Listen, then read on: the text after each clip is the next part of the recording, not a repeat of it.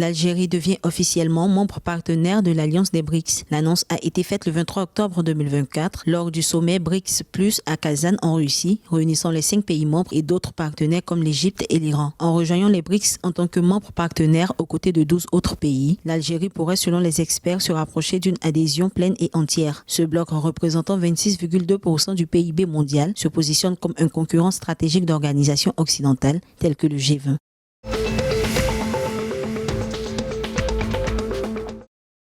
En Égypte, l'Autorité générale pour l'investissement et les zones franches a organisé le 23 octobre un atelier pour établir la feuille de route de la stratégie d'investissement direct étranger 2025-2030. Ce projet soutenu par la Banque mondiale vise à définir des secteurs prioritaires pour attirer les IDE et améliorer le climat d'investissement en Égypte en privilégiant le développement durable. Dalia El Awari, directrice générale adjointe de Gafi, a souligné l'importance d'une approche méthodique et fondée sur les données pour maximiser les avantages des IDE et renforcer la compétitivité égyptienne sur la scène mondiale. À noter que les investissements directs étrangers en Égypte ont atteint 46,1 milliards de dollars en 2023-2024 contre 10 milliards de dollars au cours de l'exercice 2022-2023 selon les données de la Banque centrale d'Égypte.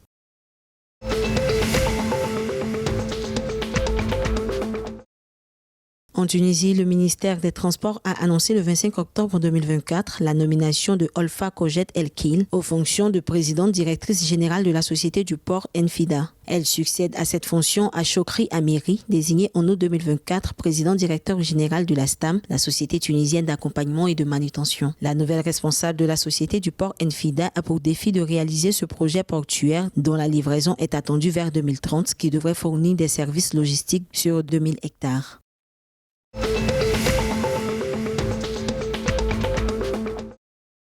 En Libye, Imad El Trabelsi, ministre de l'Intérieur par intérim du gouvernement d'unité nationale, a signé un protocole d'accord avec son homologue turc, Ali Yerlikaya, lors de la SA Expo 2024 à Istanbul le 24 octobre. Cet accord vise à renforcer la coopération sécuritaire et l'échange d'expertise pour lutter contre la criminalité et le terrorisme. Les discussions ont également porté sur la facilitation des visas pour les étudiants et patients libyens, ainsi que sur le développement des formations en sécurité.